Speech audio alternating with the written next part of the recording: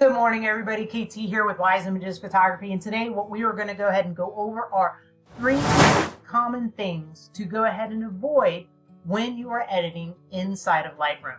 So number 1, I want to talk about avoid over processing. I know when I first started out doing photography, yes, I did do some film when I first started. However, that was many moons ago. But when I really started to get into photography, that was when the digital was starting to come about. And the technology at the time just really was not all that it was cracked up to be. And so a lot of times when you look back at that time period, a lot of the images were over processed. I know shooting weddings, a lot of the times we were in very dark scenarios. And so a lot of times what we would do is we would go ahead and bump up the luminance. I'm just going to go ahead and bump it up. We would bump it up, and it was just like, it just made everything look super soft. And then on top of that, we went ahead and slapped a vignette on everything that we possibly took a photo of. So the problem is that, everybody looked like they had really super soft skin.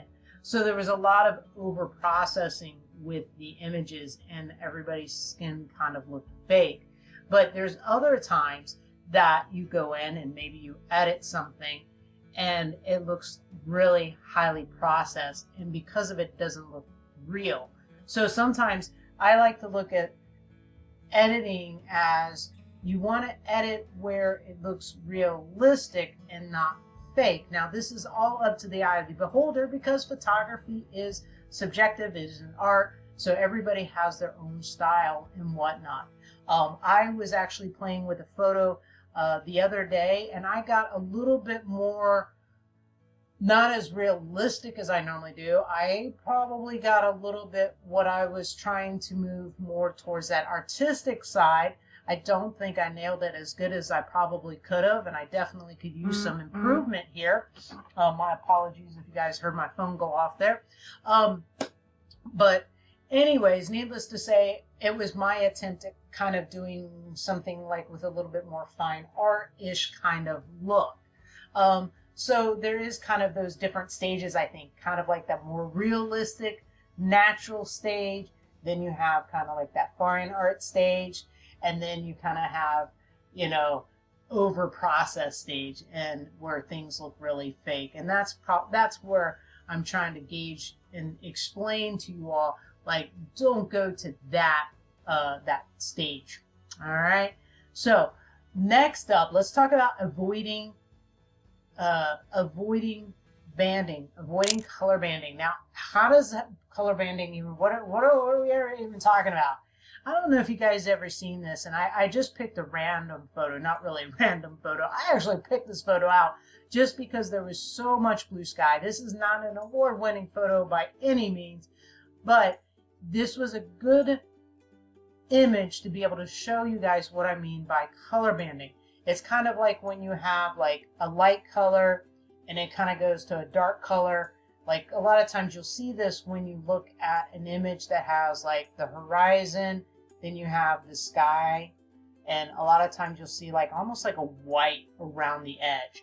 And normally this happens when you have different culprits. I would say saturation, vibrancy, dehaze. Those are normally the ones that kind of give you that color banding. So when we look over here on the right, I'm going to go ahead and bump them up one at a time just to see what they do. Now you guys can see kind of like there's that color banding. Now I bumped this all the way up to 100. And so you can see how it just goes from light to dark, but if you look right here on the edges, it's almost like there's a little bit of a jump. It's not a gradual kind of progression, and that's what you want to avoid. And so what I would suggest, even though I have suggested to you, if you've listened to some of my other, another editing video that I've done, is yes, play with the sliders, see what they do, take them from one side to the next and play with them. But having the dehaze too high gives you that color banding.